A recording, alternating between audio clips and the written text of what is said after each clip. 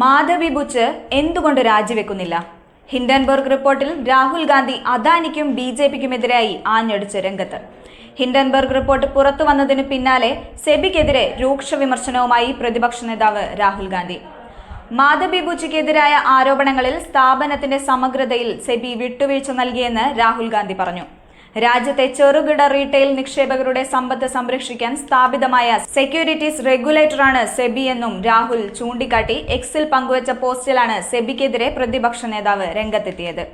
ഒരു മാച്ച് നടക്കുമ്പോൾ ഓരോ വ്യക്തിയും ക്രിക്കറ്റ് ആഴത്തിൽ വീക്ഷിക്കുന്നു. ക്രിക്കറ്റേഴ്സ് മാച്ച് ഒരുമിച്ച് മുന്നോട്ട് കൊണ്ടുപോകുന്നു.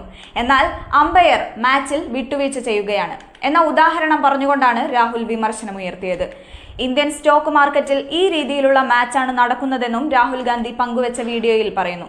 സെബിക്കെതിരെ ഹിൻഡൻബർഗ് റിപ്പോർട്ട് പുറത്തുവിട്ട സാഹചര്യത്തിൽ രാജ്യത്തുടനീളമുള്ള സത്യസന്ധരായ നിക്ഷേപകർ കേന്ദ്ര സർക്കാരിനോട് ഏതാനും ചോദ്യങ്ങൾ ഉന്നയിക്കുന്നുണ്ടെന്നും രാഹുൽ ചൂണ്ടിക്കാട്ടി. എന്തുകൊണ്ടാണ് സെബി ചെയർപേഴ്സൺ മാധവി ബുച്ച് ഇതുവരെ രാജിവെക്കാത്തത്?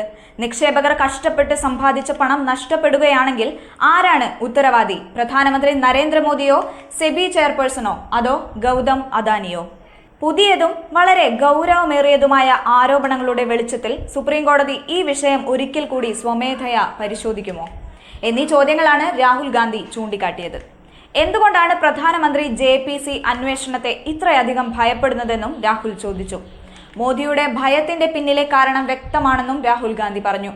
അദാനി ഗ്രൂപ്പിന്റെ ഷെൽ കമ്പനികളിൽ മാധവി ബുച്ചിന് നിക്ഷേപമുണ്ടെന്നാണ് ഹിൻഡൻബർഗ് റിപ്പോർട്ടിൽ പറയുന്നത്. വിസിൽ ബ്ലോവർമാരെ ഉദ്ധരിച്ചാണ് ഹിൻഡൻബർഗ് റിപ്പോർട്ട് പുറത്തുവിട്ടിരിക്കുന്നത്. അതേസമയം അദാനി ഗ്രൂപ്പിന് വിദേശത്ത് രഹസ്യ നിക്ഷേപമുണ്ടെന്ന് കഴിഞ്ഞ വർഷം ഹിൻഡൻബർഗ് റിപ്പോർട്ട് പുറത്തുവിട്ടിരുന്നു. ഇത് വലിയ വിവാദങ്ങൾക്കും ഇടയാക്കിയിരുന്നു. അന്ന് 72 ലക്ഷം കോടി രൂപയുടെ ഓഹരി ഇടിവായിരുന്നു അദാനി ഗ്രൂപ്പ് കമ്പനികൾക്കുണ്ടായത്. എന്നാൽ നിലവിൽ ഹിൻഡൻബർഗ് പുറത്തുവിട്ട റിപ്പോർട്ട് നിഷേധിച്ച് മാധവി ബുച്ചും അദാനി ഗ്രൂപ്പും സെബിയും രംഗത്തെത്തിയിരുന്നു.